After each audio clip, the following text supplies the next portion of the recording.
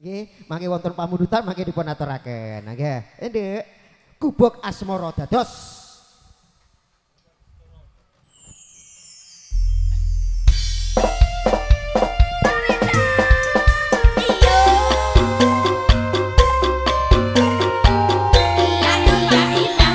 Ayo Pak Silo.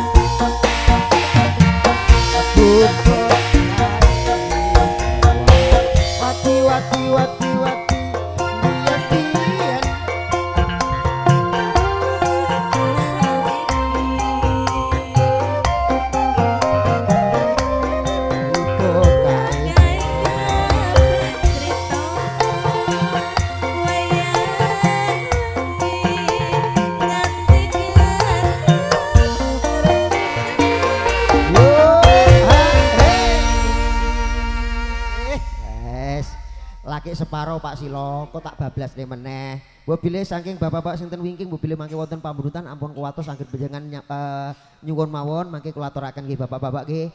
Mboten saged kula nyebatake setunggal lebih setunggal dumateng panjenengan, ngaturaken sugeng rawuh, sugeng pinarak, sugeng rahapan sampun dicumasaken wonten ing wigat wingkul Bapak Wit ingkang kadungan kersa ingkang kaludahan dalu punika. Ayo nduk ditatatake. Yuk. Yuk yuk.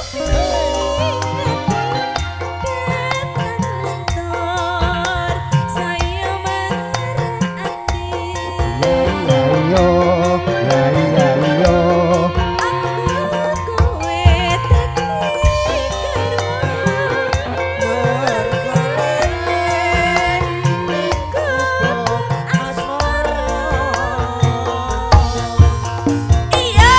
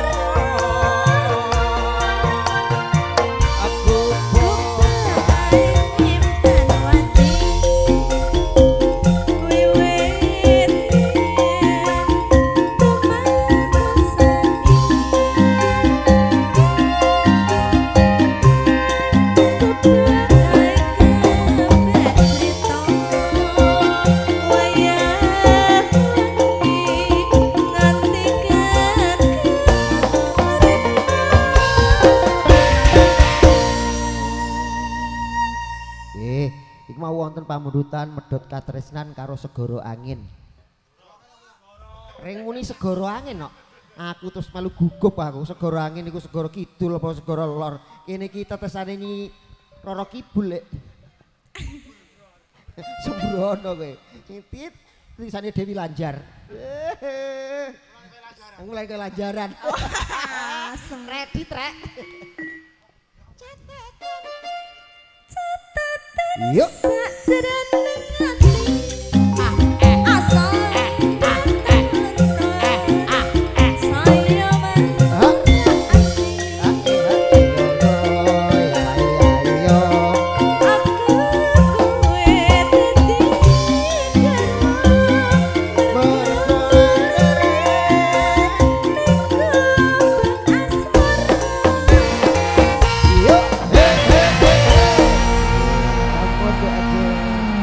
Titisane Nyi Roro Kidul Dewi Lanjar, Nduk.